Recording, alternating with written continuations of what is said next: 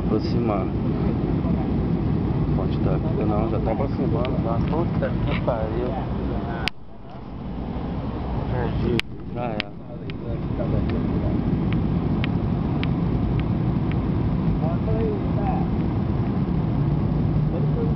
Flap 45. Abriu.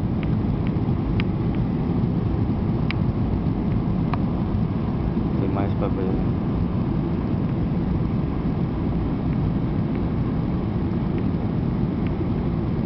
Não, vai aproximar já.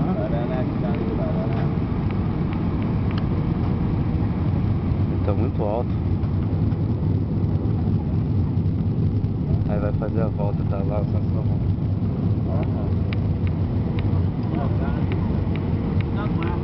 Lá que nós vai pausar, vai fazer a volta aí. Ó o voltão. Relação, pouso autorizado.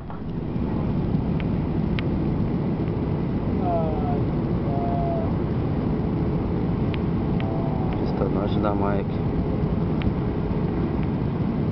Rio de Janeiro, velho.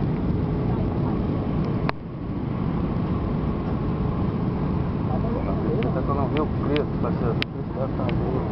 Olha lá. Estão passando em cima dele, velho.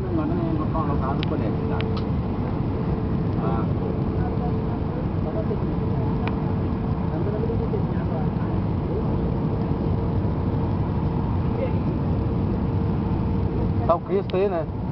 Puta, eu perdi o Cristo, cara. É que nós já estamos no pouso, se eu levantar. Laranjeiras. O que é isso aqui? Flamengo. Mas ele aproxima perto pra caraca. Tá maluco, olha lá. A pista já tá logo ali e tá como? Cadê o Cristo? Os pilotos são foda, olha lá. Já dá pra ver? Olha lá. Pô, não passamos, eu passei na janela errada.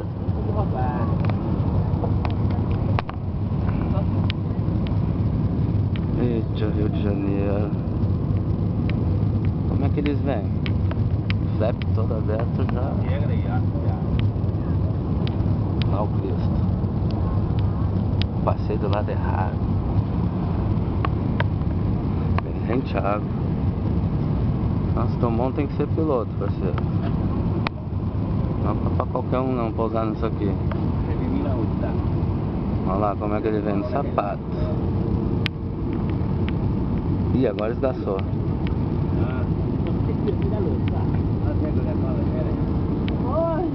Levantar. Ih, caralho, picou, hein? Spoiler. Freia, porra.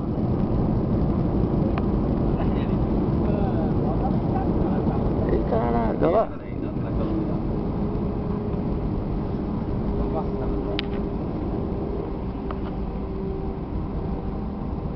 Rio de Janeiro.